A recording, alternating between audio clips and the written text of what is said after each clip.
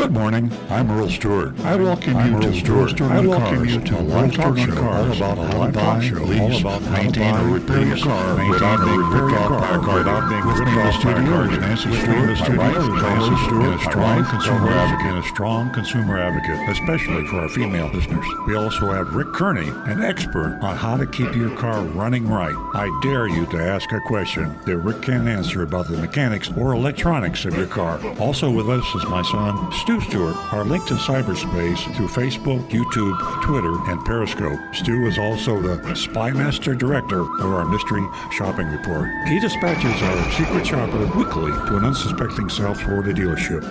And now, on with the show. I know you probably don't believe me, but this is really close to the high point of my week. I love what I do and I love life, but Earl Stewart on Cars on Saturday mornings, I feel better when I sit in this chair and I talk to you. I'm not sure why. Maybe I need a psychiatrist. At any rate, I'm a recovering car dealer. I have been doing this show with Nancy Stewart for many, many years. I'm approaching 15, maybe over that. And what we are all about, and I say this to the newbies out there in the audience, true oldies here, and I know we have a lot of regulars, so bear with me. We're a show about how to not be taken advantage of by your car dealer. And there are many ways you can be. And that's why we're here. Consumer advocacy and consumer support. We answer your questions. It's a live talk show. I guess maybe that's the reason I feel a certain amount of exhilaration, because it's 20,000, something like that, people out there, and we have Facebook and Twitter and Periscope. We're not just on the radio per se. It's a two-way. Live talk. You call us at 877-960-9960. You might want to write that down because it's too soon probably to have a question. Maybe not. Area code 877-960-9960. More popular than the audio, the old-fashioned call on the telephone kind of a thing, is our texting. Texting has really taken off big time. And you can text us at 772-497-6530, and I'll give it to you again. And if you can write this down, it'd be great. Text us at 772-497-6530. Love to hear from you. When I sat down, my son Stu Stewart says we have some anonymous feedbacks already, and we have that for those. A lot of people just don't want to be identified. There's a privacy. I don't say that's good or bad. I'm just saying there's a certain segment, a significant segment of our listeners that prefer just to communicate, and they don't say bad things. Occasionally we'll get a criticism, or occasionally we'll get a jab, but most of the anonymous feedbacks are well thought, great suggestions or questions, and that anonymous feedback website you can go click on is youranonymousfeedback.com, www.youranonymousfeedback.com. Love to hear from you on that link too.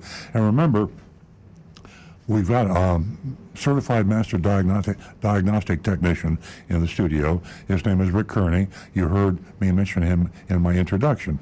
And this guy can answer any question that you have about any car. It isn't electronics is the name of the game today, but if you have a problem with your carburetor, if you have a car that old, he can answer that, because Rick started in the business back in the days of carburetors and coils and the old-fashioned stuff, and he's been going to school steadily. He stayed on top of his profession. And anything you have. I know that Bluetooth is a big problem. There are a lot of connectivity problems with Apple Play. I'm having some myself in my car. So if you have those types of questions, or you have suggestions, you can talk to Rick Kearney. And Nancy Stewart, I mentioned, is my co-host, wife. She's been on the show with me for a long, long time. Her big thing is consumer advocacy, and she is the reason that we have pretty close to 50-50 female callers. We have a lot of regular female callers, and we have new female callers. Nancy, tell them about the super duper no strings attached bonus we have. Good morning, ladies and gentlemen. First, I want to make a comment about Rick. I think at this point, I think he could rebuild an engine. He is so Good. He did that when he was 14. Yeah. Oh, I'm sorry. 12. You show off. Hey, good morning, ladies and gentlemen. Can you feel the energy? We all love being here. Jonathan, Rick, Stu, myself, and ladies, we would love you to join us. You are an important part of the show, and we have a little incentive to get you going. $50 for the first 2 new lady callers. You can call us at 877-960-9960. That's 877-960-9960. And here's just a little bit of statistics that I came up with this morning. Did you know that there were 1.4 million women who are licensed and driving more than men? Yeah. Women also tend to purchase more new cars than used cars.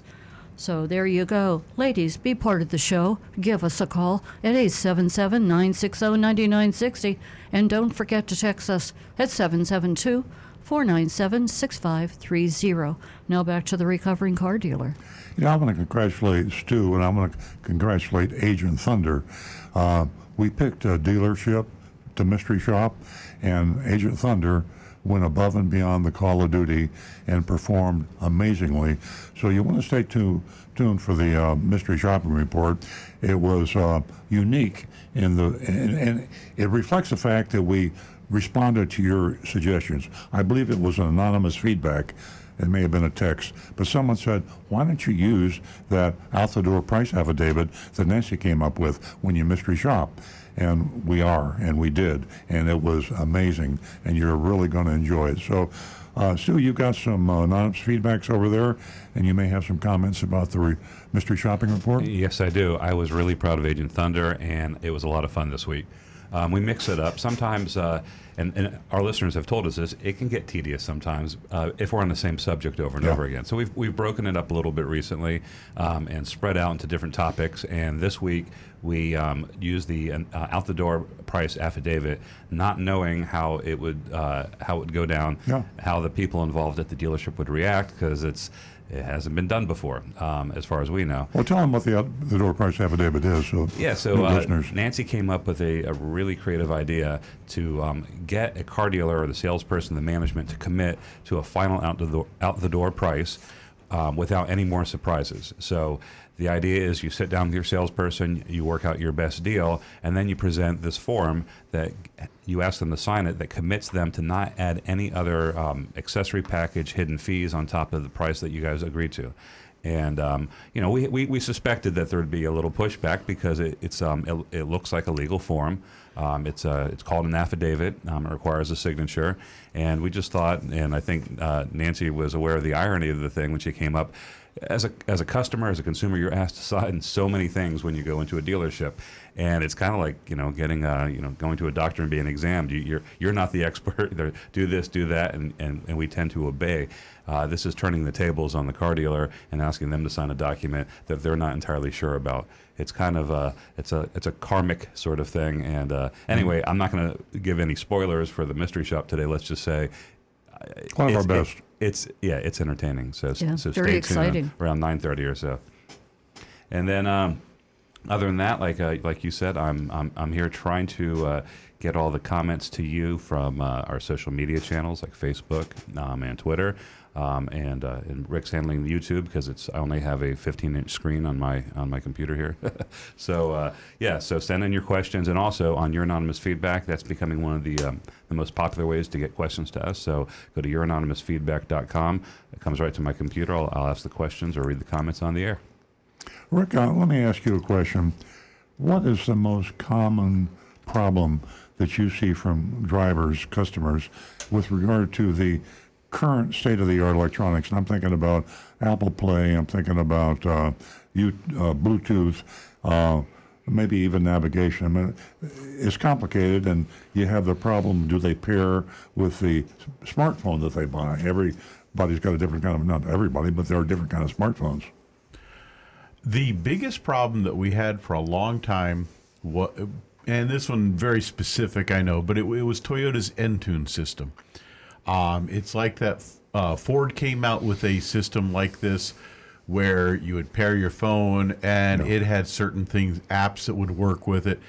And they were clunky, they didn't work well, they weren't user-friendly, they were horrible. So all the manufacturers did it their way, and you had a GM, and you had a Ford, and you had a Honda and a Toyota. A few of them saw, like Ford, I think, actually realized that Apple Play was the name of the game, and they jumped in with Apple Play. A lot of manufacturers saw the light very, very early and started using Apple CarPlay and the Google Car app years ago. Now, I think everybody's on board now. Even Toyota has finally stepped up and realized, oh, this was a mistake, and everybody's going now. And it's one of our biggest issues that we saw was pairing phones to the car.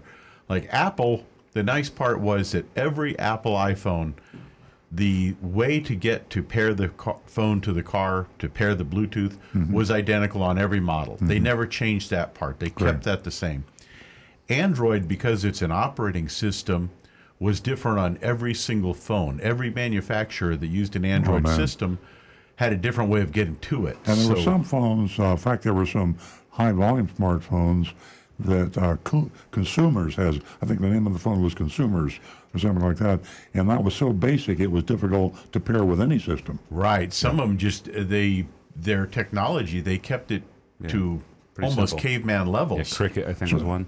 Cricket, was one. And so as the cars advanced so fast, the radios in the cars kept advancing.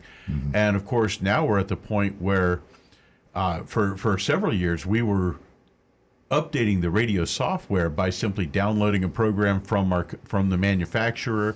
We'd put it on a jump drive, then plug it into the car, and it would update the radio. Now, in the latest models, 19 and 20, you get in the car, and all of a sudden a screen will pop up and says, hey, there's an update available for your radio. Would you like to do it now? You hit the button, and within a minute or two, boom, it's done. So if you have any questions for Rick, it's getting great. Give Rick a call. He can probably nail down an answer for just about any make car and any kind of phone. Maybe not, but it's worth a call. And just call him at 877-960-9960 or text him at 772-497-6530. As a matter of fact, we've got a YouTube question right now. Just came up. Perfect. Omega Rojo is asking, I have a question. I'm looking to buy a car in March, but if the economy tanks, should I wait to get the best deal? I don't think so. I think that you can get a good deal now. Car business has been better. Car sales are off for a lot of manufacturers. We shopped a Nissan dealer. I'll give you a little hint. And car sales are way off for Nissan dealers. I don't think you're going to get a better deal when the economy tanks. You'll get the best deal if you listen carefully to our suggestions. If you read EarlOnCars.com, my blog has got an explanation for just about anything you will encounter, how to do it on buying a car. But take your time is my advice. Start doing your research today with Consumer Reports and other things available to you on the internet. And when you finally decide the exact car that you want, then be sure you get 3 competitive prices. But I wouldn't wait for the economy to tank. I'd say go ahead and be careful and call this show. Email us, text us, and we can give you some good advice.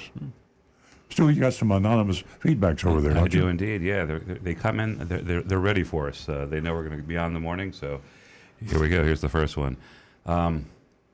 This one's a little bit unusual, but I'll read it anyway. Earl, I've been critical of one of your team members in the past, in particular of that team member's slow articulation and speech. I've tried myself to make a video about a topic I know quite well, but then I fell victim to what I don't like in presenters. The slow speech, pauses, and seemingly eternity before a point is made. I need more practice, and I need to retract my past criticisms. Thank you. A little cryptic, but... Well, it's I think that if live radio, I think if you would join us one day as a guest, you would find out that it's not always easy to be uniform and appealing to all of our listeners. I've had criticism from the past of speaking too fast, and when I get excited, the adrenaline goes. I do the same thing. I kind of stumble over my words. It's the coffee. And sometimes I speak too slowly. Live radio is a challenge to all of us. I apologize if you're having problems following any one of us, but we will certainly concentrate and try to get better. We welcome constructive criticism, and we hear your criticism, and I know that I speak slow sometimes too. I speak slowly when I'm thinking, and if I'm thinking too much, that's overload and my words don't come out right. But your comment and constructive criticism is heard, and we will certainly try to get better. Yeah, absolutely. And that was a good point that you made. As far as being in the studio, being caught up in the moment, and feeling that passion, and just overthinking sometimes, because the information that you want to put out there, you want it to be the best information that our listeners can absorb. Yes. And the passion here is unbelievable, and so is the energy, and we try to do the best we can, but we definitely appreciate your comment. Yeah, and as a professional broadcaster, I can give advice on that. Just do what Earl does. Drink a couple of cappuccinos, a large coffee, approximately 700 milligrams of caffeine, and you will speak much more rapidly. Yes, I promise you. Yes, I speak very rapidly. Okay, excuse me, guys. We have someone very special, and we haven't talked to him in quite a while. Good morning, John. John's calling us from Palm City. Oh, John, welcome back. Where you been? Good morning to everyone. Earl has the right answer, or the guy that's worried about the economy tanking. Nobody mentions about the General Motors strike. It's been going on, I can't even count how many weeks now, and it's inevitable. It will be settled, and it's only questionable that the answer is the price will go up on the GM cars. And one of the biggest things that's holding up the strike is with the health care plan, but eventually will get settled. And before Earl and I were born, the worst strike, automotive and United Auto Workers in history, was in 1937. I forget how long it lasted, but it was absolutely the worst in history. Yeah. So I just want to mention that it's inevitable that when this gets settled, and the prices will go up. It's no question about that. You're right, the second thing I have is, do you agree with me, Earl? I do, yes. Okay. And the second thing I want to ask you, and it dawned on me when everybody's, before the hurricane, especially when they were lined up at the gas stations, and I said to myself, this is crazy, pushing the hoses because it's on the left and on the right side, and it's confusion. So I want to ask Rick, what's the reason that he think it was so easy when Camaro came out and the Ford how come I can't think of the Ford? Thunderbird? Yeah, no. The, Mustang. Yeah. Okay, it's dead center in the back, which could not be easier for anybody to gas up a car. Could it be a safety factor? I'm going to just see what Rick's opinion is. And why didn't they continue that on all cars? Great question. It's so simple. Gasoline right in the back, either by the license plate or dead center, and fill up your tank. Well, the simplest answer to that is for safety factor. Probably, I'm going to say 60 to 70% of car collisions are a hit from behind. And like they found with the Ford Pinto, having a gas tank in the very back of the car was a bad idea. That's why most fuel tanks now are located ahead of the rear suspension and the rear axle in a safer, more solid part of the body. Unfortunately, if you want to have that filler in the very back, you've got to have a long filler neck now, which again creates a conduit directly to the gas tank. And I always pull in the wrong way, and I find I've got my gas cap on the wrong side of the car. Well, if you notice, if you look at on your instrument cluster, your combination meter, where your fuel gauge is, every car now has a little indicator, usually a triangle acting as an arrow that points to tell you what side of the car your filler cap is on. So if you rent cars often, if you travel and you're in unfamiliar vehicles, you just glance at that gas gauge, and it'll usually show you what side the filler cap is on. I never noticed that. Yep. Wow. Interesting. Thank you, John. You just asked a question that made me learn something. Wow. If I'm not concentrating, I'm dyslexic a little bit too, right and left kind of a thing.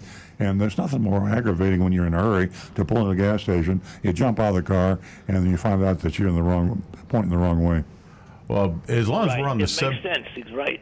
Yeah. As long as we're on the subject of fuel, I stopped for gas yesterday at a racetrack, and did you know now that we've got E20 fuel available in the pumps, which is a third handle now? So now when you pull up to the gas pumps, you may see the regular gasoline, Rec 90 fuel, which is the no ethanol fuel, diesel, E85, and E20.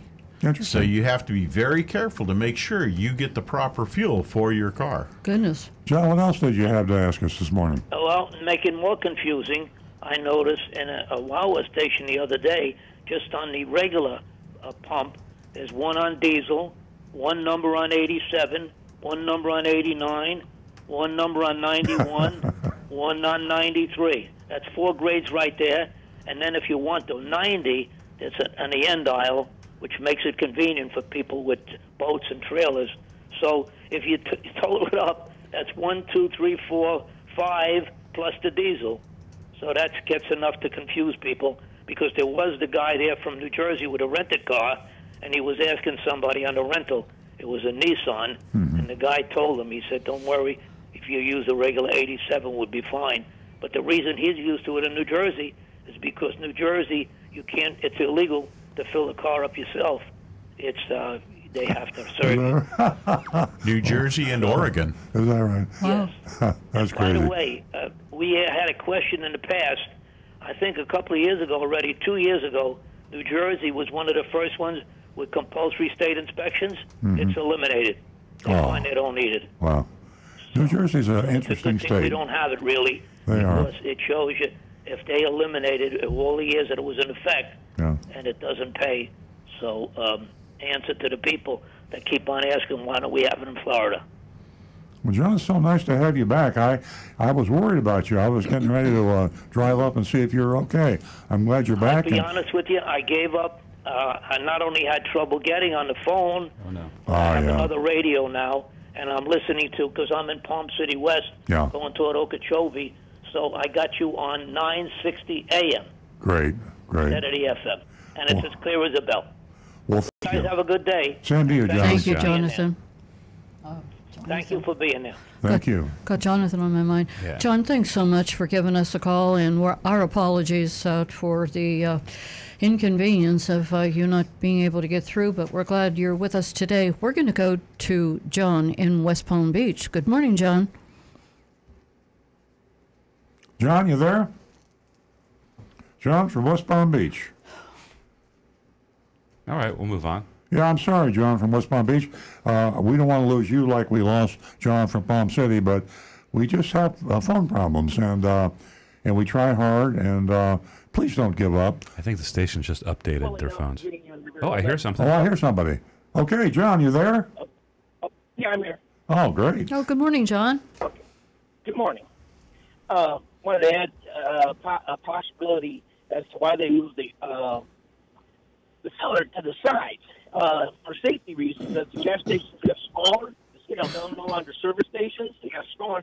To keep people from getting hit by other people, they had to pull up to the smaller islands, the gas tank islands. So putting it on the side reduced the risk of someone getting hurt, when someone pulls up and, not getting your legs caught between two cars. I think as the gas stations got smaller. I'm not sure. Yeah. What do you think? That is a certain possibility. It gives them the ability, like John's saying, that people not standing directly behind the car to fill it up, but being to the side. It's a lot safer that Good way. point, Someone that comes in behind accidentally bumps the car ahead of you. Yeah. And cars have gotten a little bit bigger again. We're going back to bigger cars now, and it's harder to fit them in those lineups. Well, that's a good question and interesting point. I hadn't thought of, John. Thank you very much. Oh, you're welcome. I don't think it really matters, like as far as money or economy or saving money, where the gas filler is. It just, Yeah. I don't think it doesn't matter. It doesn't seem like it matter where it is.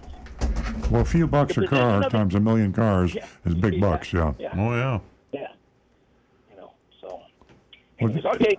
Have a great day. John, call again. Thank you very much. That was very insightful. Very good. We appreciate that. A lot of people learned something, including me. Oh, for sure. Thank you, John. Hope to hear from you again.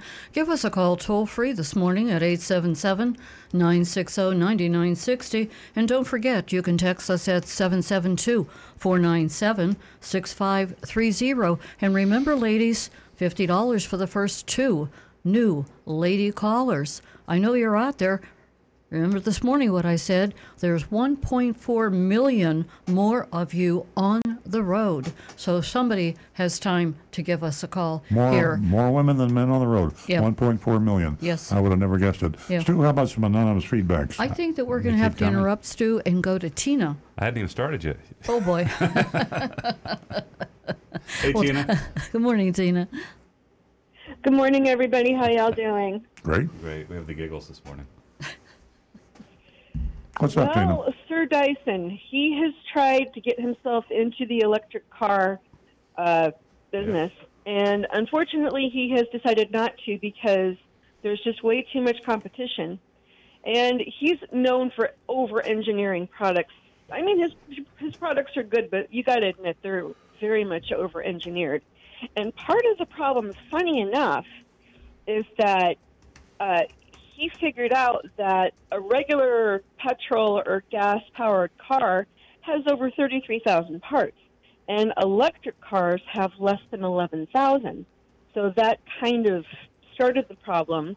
But the Chinese are really jumping on this electric car bandwagon. He also figured out, Sir Dyson figured out, that the electric car market is only 3.5% of the total automotive market, and he just didn't think it was competitive, or he thought it was too competitive, so he's pulled out. Yeah, it's you're playing the time game with electric cars, and you have to be huge, you have to have staying power, a large amount of capital, and you can't be looking at the next 5 years or 10 years.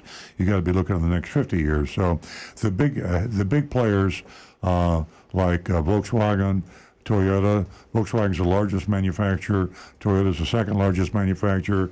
And then after that, you're going to see some non-automotive people that are going to do it, which is essentially Tesla. You think of them as a car manufacturing company, but they're really a battery manufacturing company. And a lot of the software companies like Google, Waymo is their car division. So the electric car will happen, but probably not by those that you think of conventionally as auto manufacturers. It'll be only maybe the one or two top auto manufacturers. They will morph into a software company, and that's what's going to... Manufacturers are just people that put things together and roll them down the highway. Software companies design the heart of an electric car, and that's what is going to prevail. But you got to have a lot of money and a lot of time to spend it. Well, I still wonder what's going to happen with Tesla, because left and right, they're continually having problems. And I think they're using the word over-engineered again. I think like BMW and some of these other companies, their cars are so over-engineered that if there's a problem, it's pretty much almost systemic failure. There have been people that have had their Tesla, I think it's a Model 3, they've had those, and there's been so many people saying, I get this error message on my screen that says that my car won't charge. So they have to take it down to the dealership, get that all straightened out. Sometimes the car's gone for a week before it's fixed. Yeah. So there's definitely, the cars are beautiful. They're a work of art when you see them drive down the road, but they're just not a reliable piece of machinery, and Consumer Reports and Tesla are not friends. No, today's cars are very, very complicated. As you said earlier, a huge number of components, and it's impossible, really, for a manufacturer to build a perfect car. I don't care how good the manufacturer is, they always have problems with cars, and it's a huge challenge to build something, millions of the same thing, and have them all work right. The electric car, when the day comes, and you can argue about it's definitely going to come. Is it going to be 5 years, 10 years, or 20 years? But when it finally does come, it'll be a simpler production item. It'll be a transportation. It won't be a car anymore. It'll take you from point A to point B in a very effortless, easy, inexpensive, clean manner. And you don't want to be playing the game unless you can be around for a long time. It's not going to happen overnight. Yeah, and I think the other problem is, too, that not so much my generation, but the generation before me, which is my parents, they're in their 70s.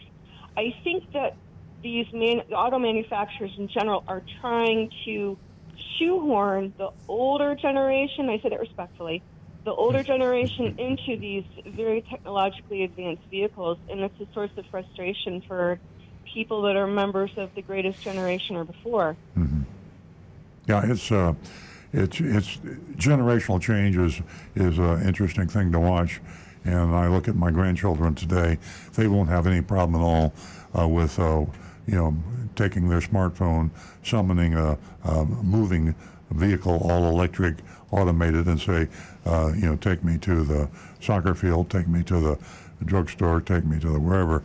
It's easy for them. I can't quite capture that in my mind, and a lot of people in my generation can, and we won't have to because we're not going to be around then. But that's what happens, generational change. We're looking at a watershed moment in the history of the world in terms of transportation. And the internal combustion engine is bye-bye, but not now. It'll be a few years, but it'll be bye-bye. That'll be kind of a sad day for those of us that enjoy for you and me. Raw feeling of driving a car and having the experience be with your hands and your feet rather than just a push button. Yeah, Rick has a point. Well, Tina, just remember one thing. They said that about 140, 150 years ago, and we still have people riding horses. They do it for pleasure and fun. But not a 995. No. But it's you can still go and ride horses in a safe place and safe manner. And cars will still be around, and there will still be places where you can go and drive cars. I'm sure places like out in the middle of Montana, it's going to be difficult to have electric cars, places like that, till they figure out how to get solar charging. So you're going to need some other ways to handle this. So they'll still be around. Yeah, exactly. And Tina, I really think that with the electric vehicle revolution, it's going to bring its own problems. It'll certainly be dealt with. But on the plus side, maintenance costs, it'll be, much cheaper. Oil changes, there won't be any, I believe, necessary. And that's a good thing. So like Earl and Rick talked about, the change will come. And my grandson, that'll be 40 years old, I can see him right now driving an electric car and adapting to it very, very well. But that's our future. That's from the young ages to the millennials. Yeah, definitely. And I have a feeling that by the time I'm ready for another car, my next car probably might be electric. I plan on keeping this vehicle for at least 10 years, so I'm sure that by the time I'm ready for a new one, it's going to be plug and play pretty much. What? I want one really bad. Exactly. Earl won't let me get one. He said I have to drive a Toyota. Just kidding. Well, thanks, Tina. The Toyota electric car is really looking neat. I'm anxious to see They're those coming down come the out. pike, yeah. I drive hybrids. I'm halfway there. Tina, thanks so much for your call. We really appreciate you calling every Saturday morning and really jumping on that platform and telling the ladies, give us a call. Yes, because I can't do this by myself. Come on, ladies, get your $50. Line up. That's right. Give Tina a hand. Thank you, Tina. Okay, let's get back to our anonymous feedbacks. We got a bunch of them mounting up now, aren't we? We do, and I actually lost my place. Here we go. Good, we have an out-of-state anonymous commenter. Hello from Alabama. I'm very nervous that I made the biggest mistake of my life buying a brand new Corolla hatchback. I did some research before my purchase, and most of the car magazines recommended the hatchback over the sedan Corolla. I bought the new Corolla hatchback about 6 months ago, and I'm having transmission problems. I took it to Toyota, and they did a software update. My neighbor, who is a mechanic for a private garage, told me to get rid of the car because the software update is just a way for Toyota to limit the torque output on the transmission to make it last long enough to get out of warranty before it critically fails.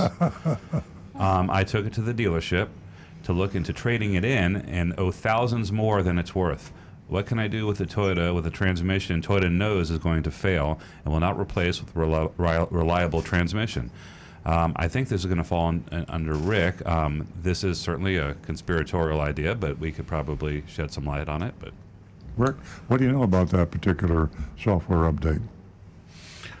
Well, unfortunately, I have been instructed that I am not to reply to those. I'm just kidding, folks. I'm kidding. Please call Toyota Customer Experience at 1-800-331. I don't toe any sort of lines when it comes to that. When I love Toyota, but when they make a mistake, I'm going to be one of the first ones to throw the eggs at them and say, "Hey, we're not. You got to fix this." Well, did they fix it? That's the question. The transmission, the update that she's speaking of, or the person is speaking of, is a software update for the CVT, or continuously variable transmission. Mm-hmm. And it seems to have been quite effective. Basically, it doesn't seem to limit torque in any manner. What they told us is it's actually to help control when the gears are actually changing in it. It's unfortunately, I can't really describe how they operate very well on the air. It's something where you would almost need a visual impact to describe. But a continuously variable transmission doesn't have gears that shift. So it actually controls it by way of two large pulleys that can actually change size, one getting smaller, one getting larger, as the car is needed to accelerate. How many have you personally worked on? For that transmission update, probably 300 or 400 or more. 300 or 400. Just me personally. Have we had anybody come back and say it's still not fixed, it's not right? We have seen, I'm going to say in our shop, total throughout the shop for that software update, we've probably done 2,000 to 3,000 of these cars over the last couple of years.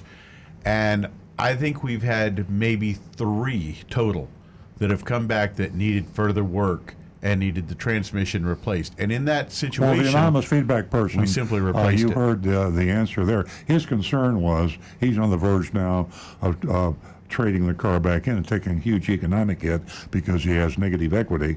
And a friend of his has scared him into believing this is a conspiracy by Toyota. Yep. So the answer is no. This is not a conspiracy by Toyota. Rick estimates we've probably done 3,000 of these. It's a quick fix, right? How long does it take to do the flash?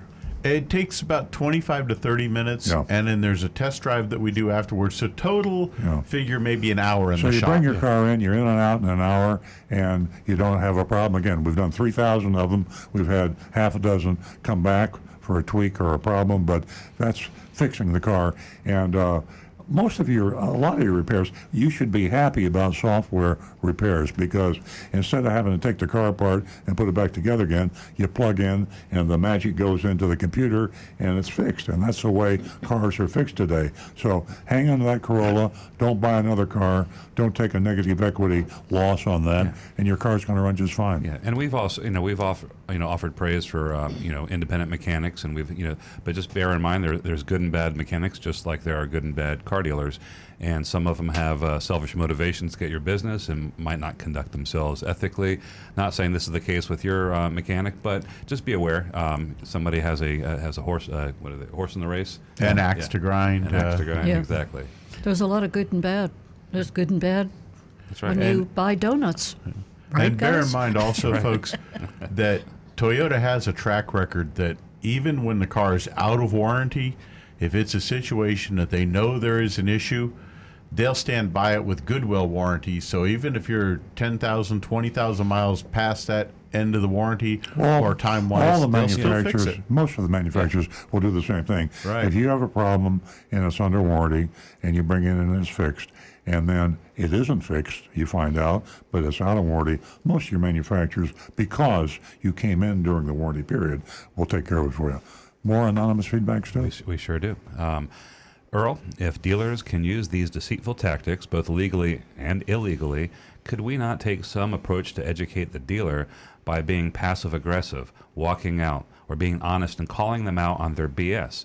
Maybe when confronting them on a deceitful or unfair point, we can raise our voices in the dealership to the point that other customers can hear us.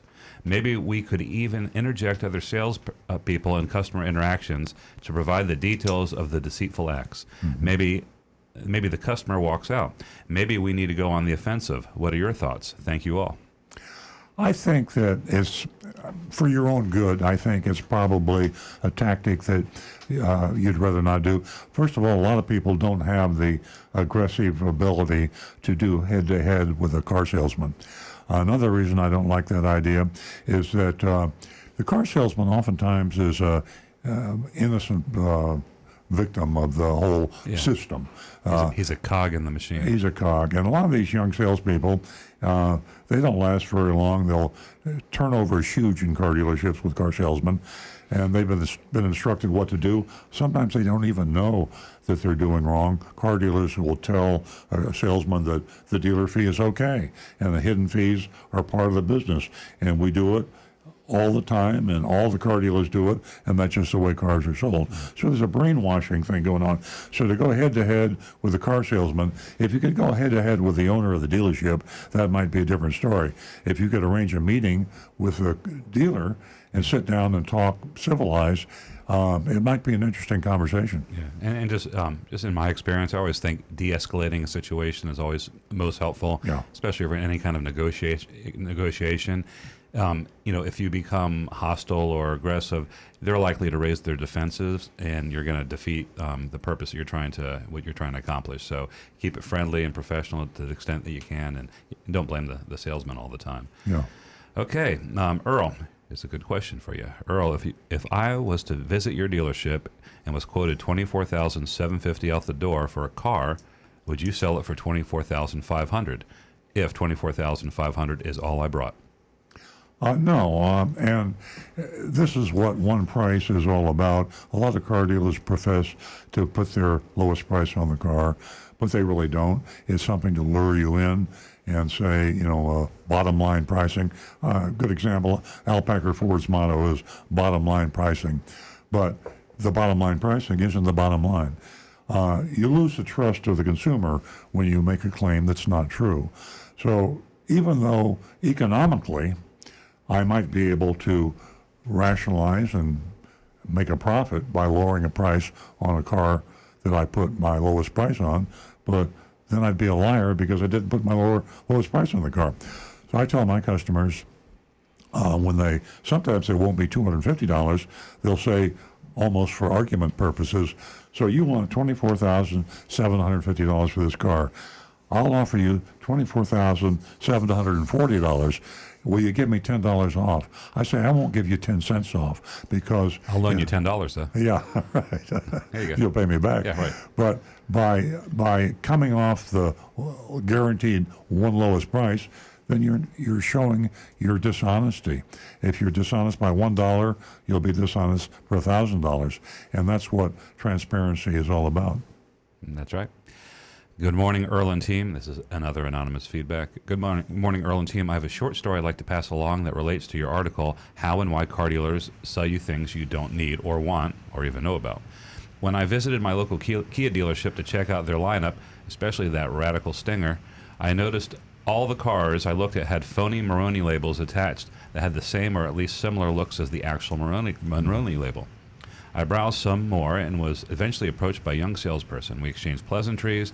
To get to the point, I finally asked him what the price of the car was. He looked at the window and read back the dollar figure from the phony label. I did not lean in to examine the label. He looked back at me and I told him, "Are you sure this is the official MSRP? This tiny paper is a phony Moroni, and if you look closely at it, it's an unofficial sticker to rip off customers." What I was pointing at on the phony label were the words, "This label is not an official factory or government sticker." At least they had that.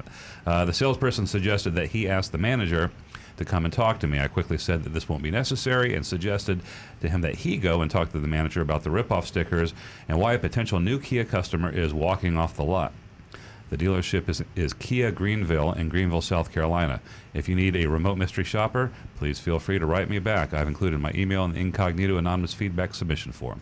Great job, by the way. Yeah. Great job. Yeah, it's typical salesman is a pawn in the game, and he's just following orders. And unfortunately, he's just trying to make a few bucks. He's not a bad person, probably. The dealer is, and to use something that distorts the manufacturer's suggested retail price is just plain wrong. Moroni Act in 1958 was supposed to, the intent of the law and the written way of the law is to give you, the consumer, a way to honestly compare this Kia dealer with that Kia dealer with that Kia dealer.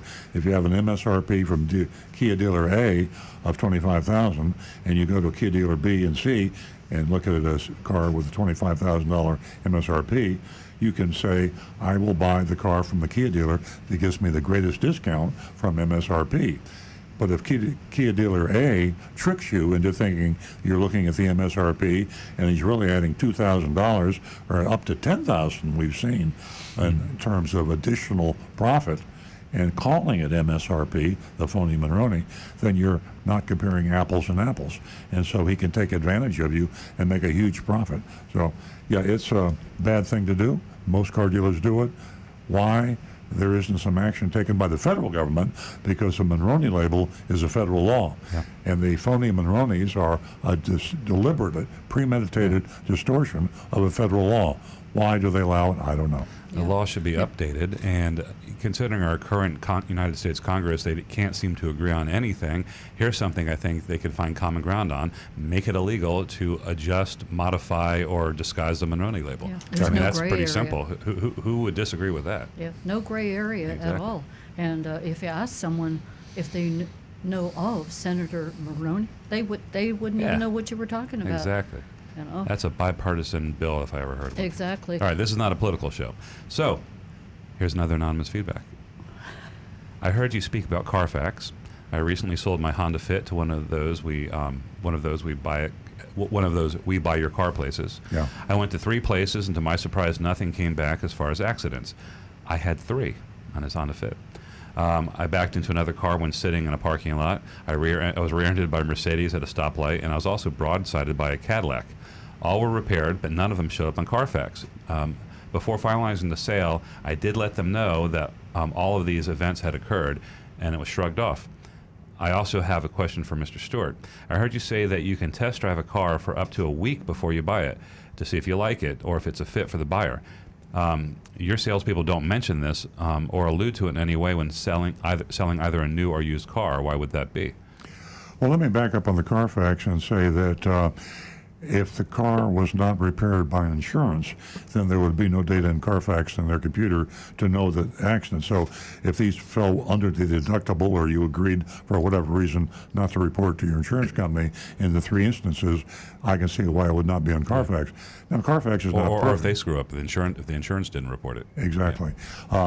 Carfax on their website does have a avenue for you to report errors, and you can do that. We, in our experience, the damage to cars is pretty accurate on Carfax, but sometimes they mess up. As far as taking a car out for a week on a demonstration ride, if I said that, I should have qualified it. A lot of car dealers would not let you do it, especially on a new car. Frankly, I would be hesitant to tell you to take a new car out for a week. I think if we had some agreement on mileage and I was comfortable with that you're a legitimate buyer, I would say fine. Used car, I wouldn't have much of a problem with. But a week is a bit much. I think that what I meant to say, and I hope I didn't actually say that, but what I would say is that you should take the car for several hours, and overnight would be the best solution. You should drive that car in the conditions that you normally drive your car, highway conditions, residential conditions, park it in your garage, anything that you do normally, go into Publix and come back out, go into Costco. Just drive it in your normal routine, and if you can do that in a few hours, that's all you need to do. But a week, I would not want you to take one of my cars for a week. New, used would be something I would consider. Yeah. This is a really interesting question. Excuse me yeah. for a minute, Stu. And to Earl's point, what's really important, and you're going to know this in a couple of hours, is whether that front seat is comfortable. There's a lot of people that really overlook that. And once you purchase the car and you're in that front seat for, well, a long time, well, it can be a real problem if you have back problems. Yeah. Or getting in and out. I mean, you can, you can contort yourself getting into some of these cars. I watched you try to get into that Supra, and I felt very sorry for you. Rick Yes. has a point. One thing you might consider is find a car rental place that has that year and model of car Yeah. and rent it for a couple days. Yeah, but you have to pay for that. Well, you got to pay for it, but say figure $100 to drive that car for 2 or 3 days to know for sure. Save you a lot in the long run, I think. Very Okay. true. We got another one? Yes, we do. This is really interesting. Most roads, especially highways, are crowned, and I hear that's on purpose to divert water off the road. Is that true? Additionally, do you think it was intentional to also allow cars to drift off the road to the side in case the driver drifted off asleep? Allowing the car to drift to the road to the right would avoid head-on collisions. I guess with the advent of lane keep assist technology, that's not really a problem in the future. And I mean, I understood the roads were crowned for the water runoff, but that's a valid question. What do you think? Road crown was only meant for water runoff, and as far as I know, it was never intended to make cars go off the road if the driver fell asleep. No, you go off the road in the canal, you go off the road into the oncoming traffic. You don't want to go off the road. All right, stay on the road. Yeah. And don't drive the car when you're really sleepy. So. No. Yeah. Okay, this is from Anne Marie. This is a text. Anne Marie, she's a longtime texter and listener. She says, good morning. Jalopnik.com reports that 7 2020 Toyota Supras have potentially faulty seatbelt guide loop mounts. 2 surprises came with the story. 1, the vehicles will be inspected, and if a defective seatbelt guide loop is found, the vehicle will be replaced. 2, BMW, not Toyota, was the company that filed the recall documents with the National Highway Traffic Safety Administration. BMW said that it might not have been welded to specifications. Specifically, BMW is aware of potentially missing welding spots on the vehicle's safety belt guide loop mount, so the remedy is to replace the entire vehicle. Ouch, that has to hurt the company's bottom line. But they're glad it's only 7 vehicles. And then another question, when did BMW start building Toyota Supras? Thanks. Well, I can tell you. Yeah. Well, the Supra, it was a joint partnership with BMW. It's based on the BMW Z4. I don't know the internal reasons why. I would imagine it was probably a lot cheaper than developing their own new inline 6 engine, which they had in the old Supras. So BMW, I think, was ahead of the game. And I am going to do a Toyota commercial here. The Supra beat the BMW Z4 in a drag race. So, but Rick's got more technical things for you. Everything they said there is absolutely correct from what we have been told, here in the fighting trenches. And yes, they are going to simply replace the cars, the few cars. There's only literally 5 or 6 of them that they got out to the public. They're simply going to replace them. Now, I don't know what they're going to do about the vehicle identification number. I think they'll scrap the cars. Maybe. Well, they'll either Parts. do that or they'll take those cars and donate them to trade schools for training purposes, which would be a smarter thing to do.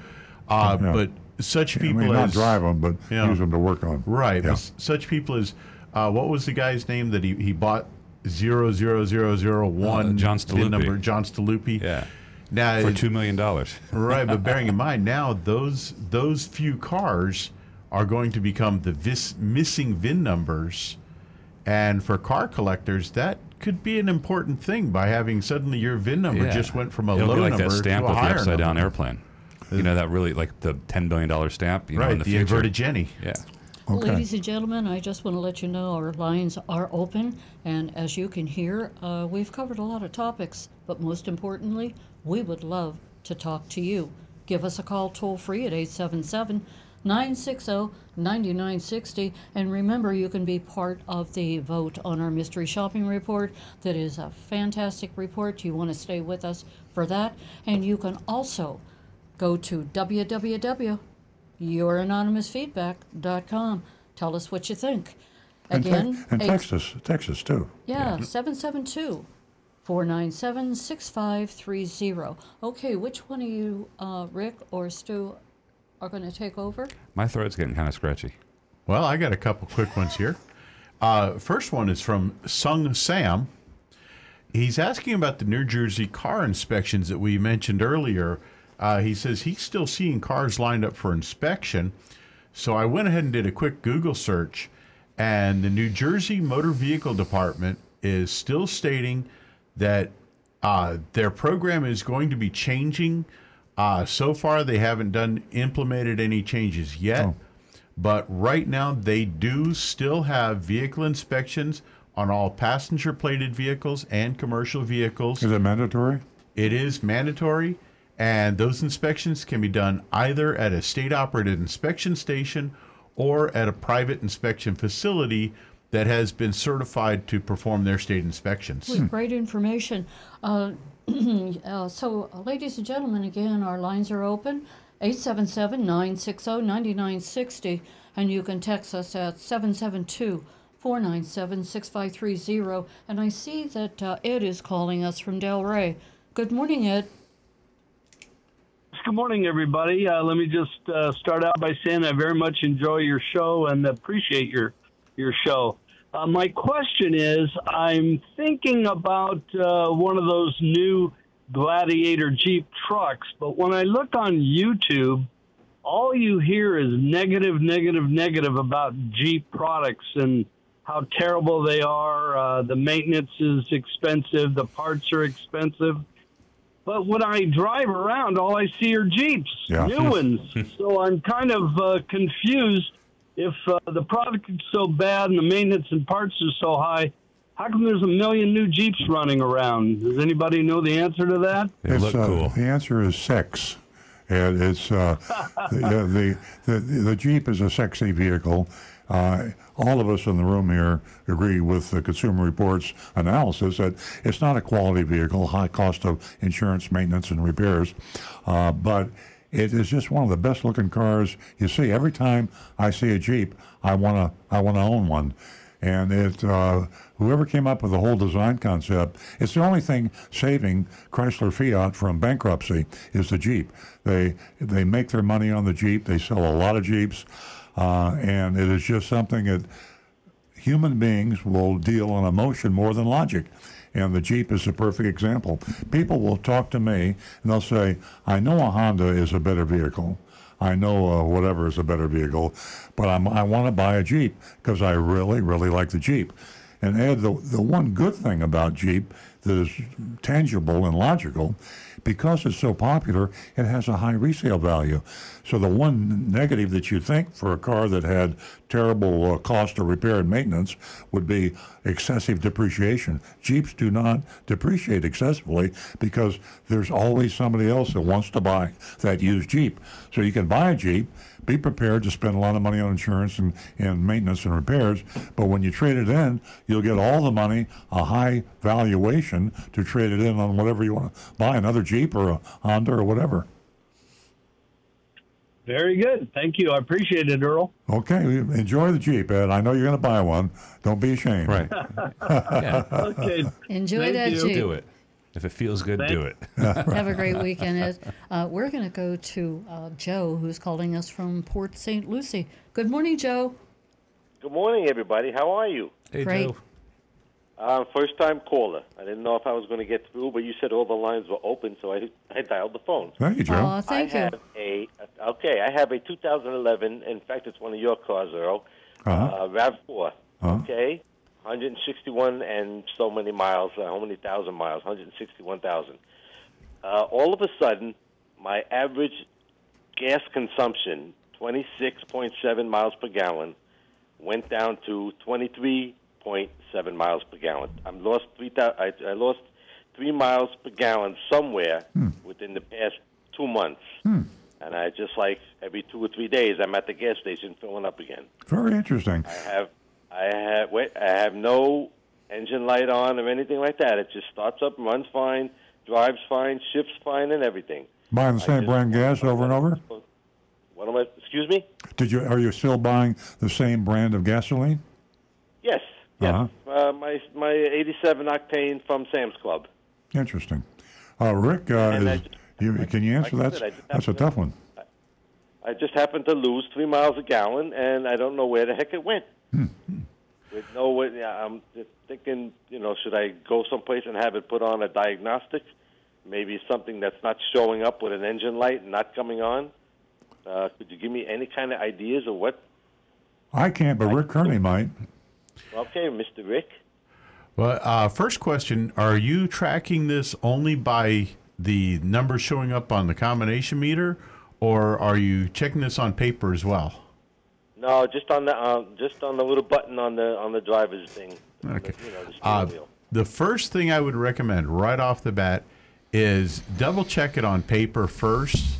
In other words, fill up your gas tank, write down your miles, how many miles you have on the car right then on your odometer, and track how many gallons you use on that tank of fuel, do a full tank run, and just do the math to find out how many miles per gallon you get from that tank, but do it on paper, and then do that for about 2 or 3 tankfuls to see what your actual fuel economy really is. Because unfortunately, the computer in your car is trying to make a good guesstimate based on how much fuel it's putting in the engine, how many miles you're driving, but it's a big complicated thing that it goes through.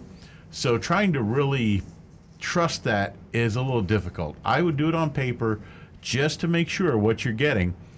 And the other thing I'd recommend is check your tire pressures. Make sure your pressures haven't dropped down a little bit, because over the course of 1 to 2 months, you can lose 5 to 6 pounds of air in your tires. Not enough to put the light on, but enough to hurt your fuel economy a little bit. Okay. All right. Let me ask you this now. I have my tire pressure light is on. It might be just one defective tire. Would that have something to do with it? If you've got a, even though the tire is, has sufficient air in it, would that have something to do with it? Good. Well, if one tire is low on air, then that can definitely hurt your fuel economy, because that increases that resistance, the rolling resistance of the tire, and anything that creates a drag is going to reduce your fuel economy. If you started carrying extra stuff in the car, any extra load, extra weight, and always, of course, in South Florida, the temperature. I mean, this has been one incredibly hot summer, and changes in the air, the amount of humidity and the temperature can change how your engine runs, and that will change your fuel economy a bit also. Okay, would it anything with an O2 sensor or anything like that? Would that just not show up on the check engine light? Is there anything you can plug as a RAV4 in the shop that would give you an indication that something's out of whack that might affect the fuel economy? Not really, because if something like that were happening, it would turn on that check engine light. I see. Right. Okay. I mean, if I went to someplace like AutoZone that gives me a free code check, I got nothing to lose by just checking it out, right? No, nothing to lose at all by having them check that. Yeah. All right, and check out the tires and everything else, and like you say, do the gas mileage on paper rather than just going by what's on the And then call back and let us know what happens. That's a common problem. People, I've heard this before, where suddenly your fuel mileage varies. And there's the old joke about the guy that bought the Volkswagen, and his neighbor was coming up and siphoning gas out every week. And then and he was complaining, took it to the shop. And then after a while, the guy went back in and started adding gas every week. And he had a nervous breakdown. So maybe you got a neighbor who's playing with you. Now, that's awesome. You can't open the door. You can't open the gas door without opening the car door. Yeah, call back, anyway. and thanks for being a first-time caller. Be a second-time caller. You. Call us next week. Thanks very much. All right. Have a nice day now. Bye-bye. You're welcome. Look forward to hearing back from you. We're going to go to Alan, who is giving us a call from New Jersey, and I believe he's originally from Hawaii. Good morning. How are you, Alan? Good morning. Hello. Welcome. I have one for Earl. Okay. Earl, in Hawaii, how did one company come to have the monopoly on, Toyota? Yeah. They frequently charge $1,500 to $2,000 over MSRP, and there's an atrocity with, service being the monopoly. Yeah. How did that come about? Well, of course, Toyota is an international company, and they have different arrangements with different countries. I'm not sure why Hawaii is United States. I guess maybe because they're so close to Japan. Maybe that was one of the first places before. I'm not sure how long this distributorship has been there, but it's like a dealer distributorship. Another interesting thing, which you probably know, they actually have a Toyota endorsed dealer fee. It's because it has one guy owns all their family, I think it is, owns all the Toyota dealerships in Hawaii, and they have a dealer fee that's mandated by the distributor. Servco, I think. I wasn't even aware of that. I believe that Servco is not a auto dealer, but a distributor. Yeah. And they were put in place right after World War II. Yeah. It's illegal, for example, in the state of Florida for a distributor to own car dealerships. And in most states in the United States, a manufacturer distributor cannot own a car dealership. In Hawaii, the distributor owns all the car dealerships for Toyota, and they can get away with anything they want. I'm surprised somebody hasn't challenged them on an antitrust level, saying that you're hurting competition. You're raising the price to the consumer because you can set the price for every Toyota dealership in Hawaii, thousands of them, I guess, or maybe not thousands. No, there's only 2 dealerships. Oh, really? And they're both, I didn't know that. Yeah, it's still price fixing, in my opinion. I would think there's a valid class action suit or something that could be done. But I've known about that for a long time. It's always been a mystery to me, too. They got a bunch of Toyota dealerships in Australia, too.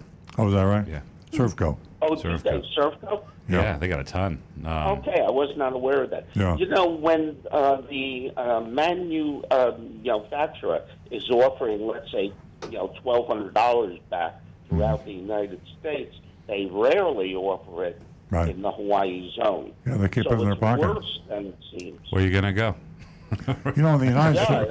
Honda has a couple of dealerships, so you couldn't, in fact, change brands. Yeah. And the other brands are much more, competitive. But this is a monopoly. Yeah. And I am amazed. I've never read where the AG has ever acted against them. Alan, the distributorship in the Southeast for Toyota is owned by Southeast Toyota, a man named Jim Moran, who died years ago. He got that distributorship back in the late 50s, early 60s. And there's also another Gulf states, Toyota around Texas, the 4 or 5 Louisiana, and those states called Gulf states. They're a distributorship so that Toyota, the manufacturer, sells to Southeast Toyota and to Gulf states. And then Gulf states and Southeast Toyota mark the car up again to the dealer. And then I'm a dealer for Southeast Toyota, and I buy my cars from Southeast Toyota, but I have to pay about $1,000 more for a car than if I was in New York or New Jersey. I was not aware of that. Yes. That comes as a shock. Yeah, it is. But okay, thank you, Earl, for your insight on this one very much. Great question, Alan.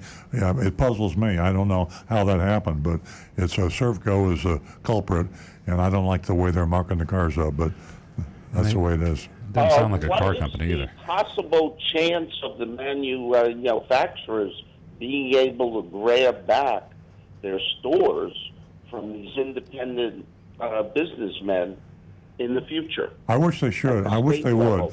I wish they would. There's a lot of reasons for it. There are contractual agreements. Toyota always wasn't a big powerhouse. They did well in Japan most of the time, but when they started spreading around the world, they were struggling. Yeah, nobody cared. And when Toyota first came to the United States, I don't know if you knew the name of it then, was called the Toyopet, Toyopet. No, I did not. And it was a piece of junk. It was like a toy. So they were, beggars can't be choosers, and they were out trying to find ways to distribute and sell cars. And they made some bad deals. They made a bad deal with distributors, and they made a bad deal with Servco.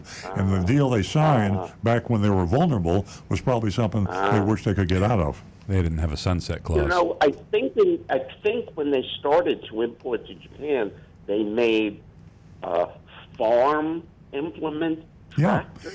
Well, actually, they started out making looms. Yep. The original Toyota was a loom manufacturer. Ichiro Toyota. Yeah, Ishiro, yeah. And it's still in the family. Akio Toyota is a grandson, and he's still... I saw it. Yeah, at Ichiro's house. So in Hawaii, we owe this all to an aberration that occurred decades ago? Yeah, it was something Toyota was doing to get around international distribution and sales, and they made a bad deal, and now they can't get out of it. It results in very high price. You can see how there's being isolated. Where are you going to go if you're in Hawaii? You got to go. There's only place. You're on an island in the middle of the Pacific, so you have no choice. As a dealer, there's one guy who quit and built himself up a shop that does Lexus, Toyota, and he's going great guns. I'll bet. Yeah. Because basically they built him a market. Yeah, smart guy. He's an independent guy downtown in Honolulu. But he's the only guy who specializes and advertises in Toyota Lexus repairs. Smart guy, making a lot of money too, I bet. Alan, thanks. A great call. Thank you. Please call again. You're a real smart guy. I like to talk to smart guys. Thank you, Earl. Take care. Bye-bye. Thank you, Alan. Give us a call toll free at 877-960-9960. Or remember, you can text us at 772-497-6530. I do have one text from Rachel, and she says that she hears Nancy talk about maintaining her tires from time to time and has a question about rotation. Is it important to rotate your tires? Well, I'll have Rick answer this question, but I'll give you my information. And rotating your tires, it really, it spreads the wear and tear, and it really ensures the tread depth. And it's surprising how much the maintenance on your tires will affect your ride, noise level, so many different things. So my answer to you, yes, it's important. How often? I don't have that answer, but Rick does. Well, you've got it all answered except for just 5,000 miles. Mm-hmm. And that's pretty much most manufacturers recommend rotate your tires about every 5,000 miles. She added to this text a PS, 3,000 to 5,000, and that's where I really couldn't answer her question. If you want to do it a little more often, do it every 3,000. It certainly can't hurt. Okay, there you go, Rachel. Good luck with your tires. Okay. Where are we going? YouTube's? I got texts. I got all sorts of things. Let me say something. I was interviewed by Anna Werner of CBS News, and I couldn't talk about it because the story wasn't going to break until this week. But I'm very excited about this because Anna Werner is an investigative reporter. She is consumer investigative national correspondent for CBS This Morning, and the show goes on, I think, from 9 to 11 or 7 to 9? I think you're right, yep. Yeah, and we think next week on Tuesday this interview is going to break, but she actually interviewed me remotely in the dealership about the Takata airbag, and I've been so frustrated, and I've tried so hard to get somebody's attention, our legislators, our the Attorney General, the Governor, anybody, to do something about selling cars with dangerous recalls, Takata airbags specifically, making it should be illegal to do it. I can't understand. I worked myself into a frenzy talking about it, and I felt that the media had kind of abandoned this. Well, the media did not abandon this, so we have finally Anna Werner of CBS News, and she's an investigative reporter, and she's doing a report on the Takata airbag debacle, and that's what it is. It's a terrible situation. It's being condoned by manufacturers and car dealers and car dealer associations, and I believe it has to do with the pressure on the legislators by the lobbyists to keep this ball rolling, this dangerous ball of selling cars with dangerous Takata airbag recalls. So I'll keep you posted. I'll let you know. And by Facebook and any other way. I'll let you know how and when this article is going to come out. It'll be a TV report next week, we think, Tuesday morning on CBS News. Great information. Boy, you've been at it for a while. Yeah. 2016? Yeah. Anyway, give us a call. Tell us what you think. And that number is 877-960-9960. And we have that mystery shopping report coming up. So you remember you could vote on that at 772-497-6530. And we're going to go to Bobby, who's been holding from West Palm Beach. Good morning, Bobby. Hi, good morning, everybody. Thanks for taking my call. A couple of things. One, I was going to congratulate you, Earl. I think I've heard more about Takata airbag in the last 3 or 4 months than I have previously, and I think even some of the personal injury lawyers are starting to run commercials about Takata airbags. Oh, I haven't seen that. Which is sort of interesting. I'll try to, if I find one, I'll send it over to you. Great. I think you are making progress. Yeah, I think you are making progress, and more. I've seen more stories and more just general information on TV and the newspaper. And you know, one of the things I think that may be behind this is the demise of newspaper advertising for car dealers, because they controlled what newspapers would print because of how much advertising they would buy. Exactly. But now, hardly any.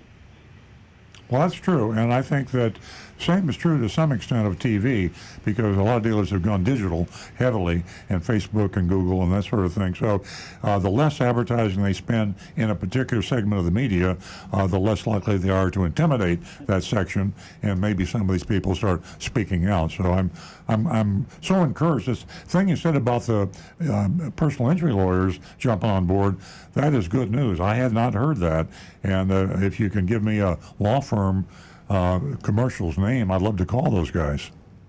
Okay, I'll have to sort of check back, and I'll send it over to you. My real question today has to do with combination of it's a Toyota problem. I don't know if you remember 2 or 3 years ago, the dashboards were melting on a number of Toyotas. Oh yeah. You know, in the high heat. Well, I have a 2012 Lexus that it has the same problem, but not on the dashboard. It's on the side panels on the doors, and it's the exact same thing. In high heat, they sort of melt. And I'm wondering, am I too far gone from how old this car is to get it fixed through Toyota/Lexus, or how would you approach that? Because it's certainly the same problem. Bobby, where do you have your Lexus serviced? JM Lexus. Oh, okay, well, that's good. One thing I would do is I would try to talk to their service manager, not the service advisors, the people, sometimes they say they're service managers, the real guy that's in charge of the whole service department in JM Lexus. And if you're a regular customer of theirs, there's something called customer loyalty adjustments, similar to goodwill adjustments that can be made. If you bought your car there and you bring it back in there for service regularly, you might have a shot at a assistance of some kind. Maybe not pay the whole thing, but pay a portion of the cost of the repair. But I would go there first. 2012, you're getting that 7 years out of 8 years out of the new vehicle, so you're really stretching the goodwill. But the customer loyalty, it's something that's little known. People that buy cars and service cars with a particular manufacturer, they are appreciated very much, and they can get things done for them that somebody that just bought the car used or didn't bring it to them for service would not get. Okay, I'll try that. My other question about it is, do you think it's worthwhile to get it fixed, or do you think the solution of putting like a new door panel on an old car will sort of look worse than having the melting door panel? That's a very good point, yeah. It depends on how bad it looks, I would say, and how long you want to keep that car. But if you're getting ready to trade it, I wouldn't spend the money. If you're getting ready to buy another vehicle, I think it would be, well, first you want to find out if it's going to cost you anything, then you have to make the decision, do you want to replace it? But it's a long shot, Bobby, but it's worth asking. Okay. All right. I'll give that a try. One other quick question, if I may. My daughter asked me about synthetic oil changes, and when it sort of says 3,000 miles for a conventional oil change, and we always go 6,000 miles, and it's no big deal. How much leeway do you have with the synthetic oil change? They recommend at 10,000 miles, but is it okay to go to 11 or 12 if you have to, or is it better to just get it done at 10? Now, 11 or 12 is fine. It's an art more than a science. Every car, you can have the same year, make, model, different driving conditions or different make models. All cars, oil deteriorates at different levels, and the 10,000 miles is a rule of thumb. 5,000 miles is a rule of thumb. 6,000 miles or 4,000 miles isn't going to make a lot of difference, and it's not a bad idea. Rick's looking at me. I hope I'm giving you the right information, but if you want to save a few bucks and you're keeping a car for a long time, instead of changing your oil every 10,000 miles, change it every 11,000 or 12. It's not going to kill the car. Rick doesn't like that, so you think the engine's going to blow up? Well, I become concerned because every 11,000 becomes every 12,000, becomes every 13,000, Well, yeah, but that's not what I said. I just would use caution. One of the reasons that I like synthetic oil changes at every 10,000 miles is because it makes it very easy to remember when you need to change your oil. When you look down there and you see a nice even number coming up, 10,000, 20,000, 30,000, 40,000, 50,000, it makes it easy to remember, hey, that's the time to change the oil versus every 3,000 or every 7,500. You're overthinking that, Rick. Well, That helps me. The man's trying to save money for his daughter. He's trying to save money for his daughter. No. Well, in this particular case, she's away at school, and so she doesn't like getting it done where she's at school. She likes the dealers down here doing her work. Sure. So the question sort of is, can you go an extra 1,000 miles without too much trouble? Yes, you can. Okay. I don't normally overrule Rick, but. Bobby, thanks so much. Thanks very much. We love hearing from you. Rick, Ken is calling from Lake Worth, and he has a question for you. Good morning. Good morning, Ken. Good morning. How is everyone? Great. Good. Enjoy your show, as I do every Saturday. My second time calling. I hope this is not going to be addictive for me. Well, thank you so much. I have kind of a question for Rick.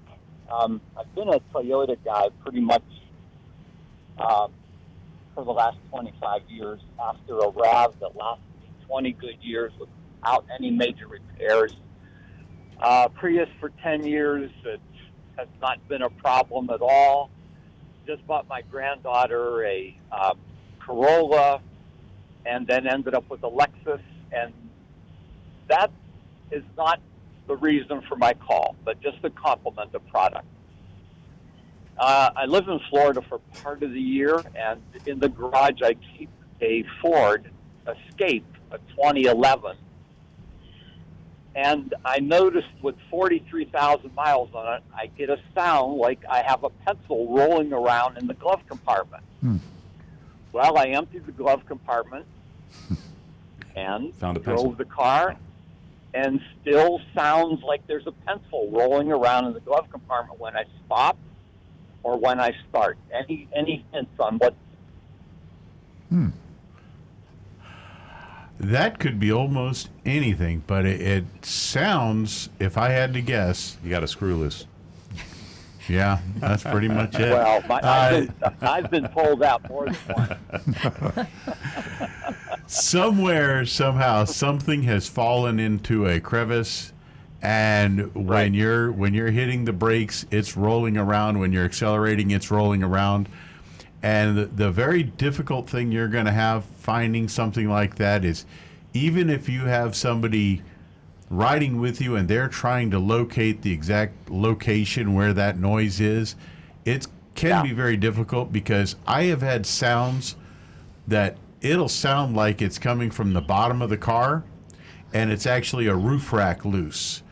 I've had others that sounded like there was a noise in the left front wheel, and it turned out it was the windshield making a creaking noise up at the very top of the car. Sounds transmit and travel through cars in odd manners, and about all you can do is start searching every little cubby hole inside. Get rid of the try car. to see if there's anything loose or rattling. Give up now. But that one's going to be a search for it type thing. I got it. Magnets. Earplugs. Either that or a loud radio. Well, wait a minute. I can't hear as it is anyway. So this is You're a real comedian. With lots of hearing. Well, here's right, the final option. 47 cans of Fomofill, and just fill the entire interior with Fomofill. You shouldn't be able to hear anything at that point. Right. I get to drift. No, all right, thanks. I'll give you. I don't want to take up any more No, time. I'll give you a serious Pardon me? answer. Here's a serious answer, Ken. All right. I would come in, and Rick will ride around the car with you. And, seriously, an experienced technician is more likely to be able to pick up on the location. But if it's driving you crazy, I would definitely take it in and let somebody ride with me.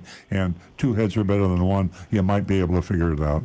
Rick will disassemble the car. last thing I'd want to do is take it into a Ford garage because I'm going to pay $500 for finding a loose screw. I hear you. But I appreciate it, guys. Thank you for your service. Thanks, Ken. Oh, So there's equipment to look to find sounds, but it's not going to tell you where it's coming from, right? If there's a sound, isn't there some sort of microphone thing that detects things? Well, we have things called chassis ears. They're microphones you can attach in various places to try to help you localize a noise, because especially if you've got a noise at 30 miles an hour, you can't have a person on the outside of the vehicle at 30 miles an hour. Well, you can, but it's really stupid. tricky.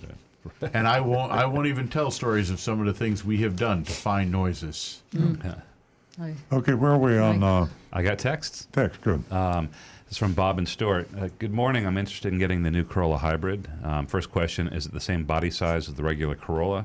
And also, being the first year in production, has there been any service issues? As far as the size of the car, yeah, it's the same size as the gas-powered one. It actually has a full-size trunk. Sometimes you lose that when you do a hybrid. Actually has like the fold-down, which is rear seats, which is also another unusual thing for a hybrid. Our rule of thumb, and Earl says this all the time, in the first model year of a vehicle, it might be a good idea to hold off making that purchase because we do see a greater number of incidents earlier on. I do know that and Rick can correct me if I'm wrong, that the drivetrain in the Corolla Hybrid is the same as the Prius, so that's gone through the shakedown over the years, but it is in a new body and a new chassis, and so that's a valid concern. I'm going to go with Earl's recommendation, just kind of hold off, read online, look in consumer reports, and see what kind of things come up. Rick can address any specific things that he knows about now. Any issues with the 2020 Corolla Hybrid? We haven't seen anything yet on them specific, but again, you're matching the Corolla, which is one of the most successful cars Toyota has ever made, with a hybrid driveline that Toyota's been working on for the past 20 years that just simply hasn't seen very many, major issues. Yeah. They've really worked the bugs out on them, and I think they're going to be a successful vehicle. Yeah, but also bear in mind that the 2020 Corolla is also a brand new design on the body, so that I think the rule of thumb applies. We'd like to sell Corollas, but to be in an abundance of caution, wait a little bit, see what shakes out. Yeah. Okay, we have another one. Hello, Earl. In reviewing the out-the-door price affidavit, I believe it could stand a small revision. Quote, and purchased by is past tense, and the use of this form is prior to the final paperwork signing. Should these words, as well as the word purchaser at the bottom, be changed to and quoted to and potential customer? And that's from Andreas, who is a longtime Facebook fan, and he watches the show every week. That's a very sensible revision, and it's really easy to do. Well, actually, it's not. I can't use Microsoft Word on my Mac right now, so it's got to, until we have a Thanksgiving, we can change it. Yeah. Thank you very much. We'll make that change. Yeah. Here we go. Good morning. My cell phone number is a Louisiana number, but I live in Utah, so we have a texter from Utah. I bought your book, and it will arrive today. How exciting. I watched and the doggies at Big Dog Ranch. Thank you. Exactly. Where's the woof? Okay. I'm waiting for the sound effects. Oh, great. 100% of the proceeds go to Big Dog Ranch Rescue. I love it when you get a notification from UPS that says your package will be delivered that day. It's like Christmas every day. Anyway, I watched your numerous YouTube videos, and I did not realize how much I did not know about buying cars. How does USAA and Sam's Club car buying club stack up against Costco? Both of those use TrueCar. I downloaded your Costco auto buying program tutorial, and I'm watching your live stream on YouTube right now, and that's from Don in Utah. He follows up a few minutes later, says, thanks, I'm a member of USAA and Sam's Club, and I'm thinking about getting a Costco membership based on Earl's recommendations. Great show. Well, thanks, Don. Well, USAA is a outstanding insurance outfit. They are partners with TrueCar. They own 20% of TrueCar's stock, and they have special deals even better than TrueCar as USA members. So if you follow the rules of the TrueCar program and you're a USAA member, it's a great way to go. Sam's Club, I'm not as familiar with their car buying program. As you know, I advocate the Costco, and we're in the Florida Weekly this week with the Costco tutorial on how to use the Costco auto buying program.